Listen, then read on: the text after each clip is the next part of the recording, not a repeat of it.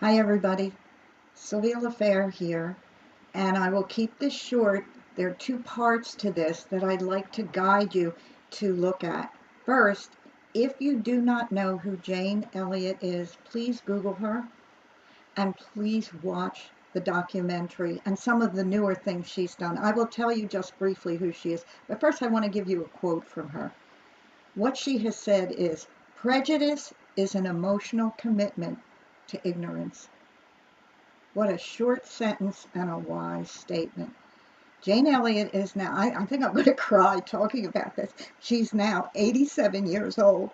And sorry. In 1968, in April, after Martin Luther King was murdered, assassinated, she was a third grade teacher in a small town of Riceville, Iowa. And the kids at that age are still open. They still wonder. This was an all white area, rural, sweet children, and they wanted to know why somebody would kill somebody that had been thought of as an esteemed leader, and she couldn't figure out how to explain it. So she did what was one of the most powerful experiential learning things. It was back in 1968, this just wasn't done. And I don't know how we're going to incorporate it now, but I'd like you to watch. And it's about how something as simple as if you have blue eyes or brown eyes, one is better than the other, gets handled by these kids. And then there's a PBS documentary that when these little third graders grow up and they're now married and they have children of their own, they come back for a reunion. This is really getting me to talk about what they learned. Very powerful. And I'm not going to excuse myself for the tears.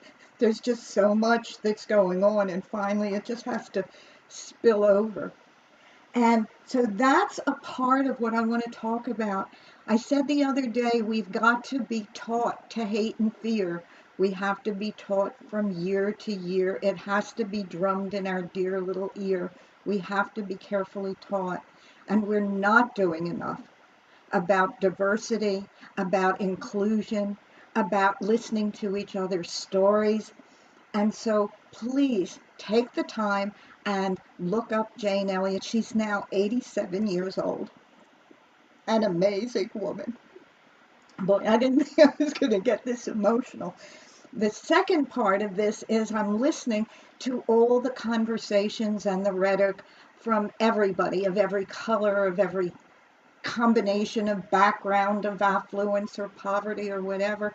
And I really believe that as we begin to hear each other's stories, that we can begin to open that human part in us. And that's all stories, all stories.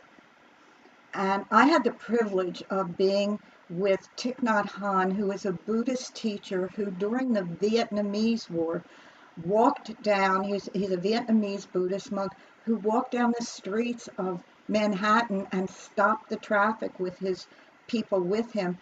And somebody said, Thich Nhat Hanh, are you for the right, the north, or the south? And he said, I'm for the middle. I'm for everyone. So maybe, just maybe, this is the time.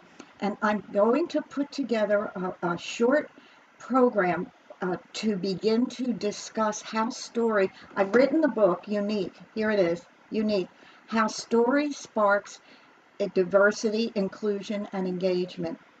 And this is going to be a gratis program that I would like to do on Zoom with a small group of people to begin to see if we can take our stories in a certain way that we listen to, because it's very generational for all of us also.